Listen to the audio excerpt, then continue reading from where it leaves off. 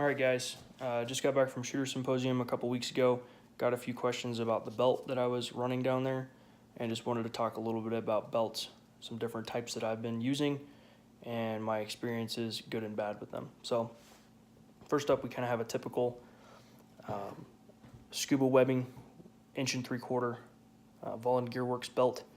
Got an ITW fast mag on here.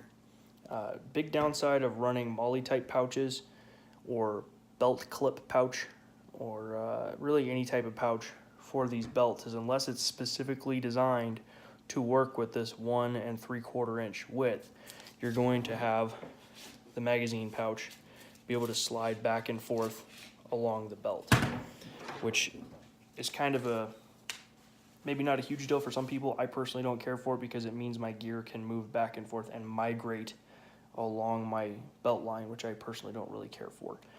Yeah, you can end up keeping those pouches where you want them because you'll have belt loops on either side if this is ran through your pants. That is, for me, another disadvantage with this type of belt where you're going to be weaving it through your pant loops, because now you have to put on your belt and then attach all of your pouches. It just takes a bit of time to get everything loaded up and then pulled back off.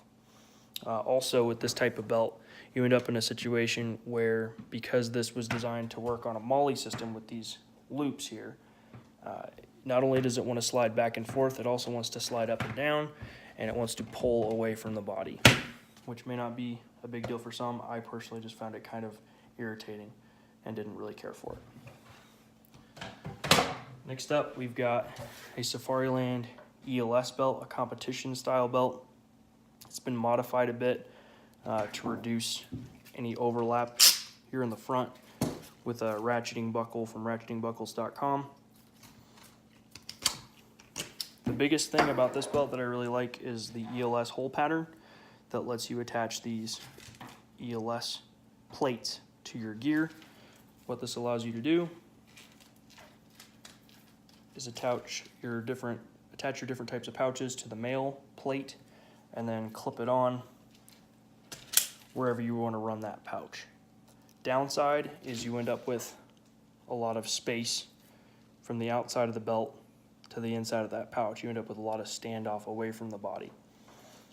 You can direct attach pouches to this belt, but I'm not really a fan of this particular belt. It's kind of thick, it's kind of flimsy, it just moves around quite a bit and tends to pull away from an inner Velcro belt. Also, it is lined with hooked Velcro, which tends to tear up your belt loops.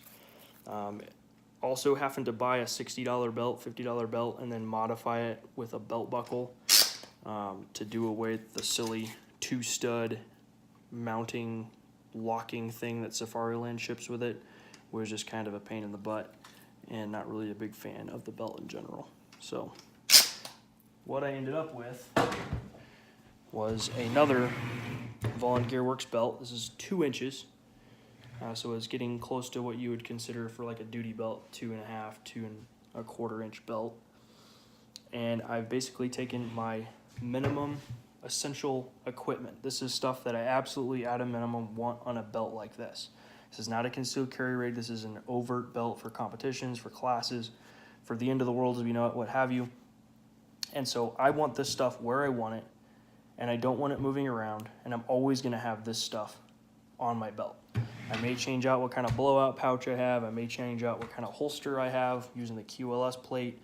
I may change out what kind of administration or battery or tools or dump pouch that I have in this space here, but I'm always going to have my rifle and my 2 pistol mags, or whatever your minimum equipment is. Maybe you want a flashlight pouch on there, maybe you want an extra rifle mag pouch, you're running flashbangs, whatever you're doing there. So basically what we did is took some Safariland rifle and pistol magazine pouches and directly attached them to the belt. And how we did that was we just used a template for the ELS system. You can either use the magazine pouches themselves, or you can use, if you already have an old ELS competition belt, just overlay it, mark the belt with an ink pen or a pencil where you want your holes, play around with where you want your stuff, and then burn it through using an El Cheapo soldering iron from Walmart. And you can get your equipment directly attached to your belt almost no standoff distance. It hugs it really tight to your body, and ends up working pretty good. So that's pretty much it. That's all I've got.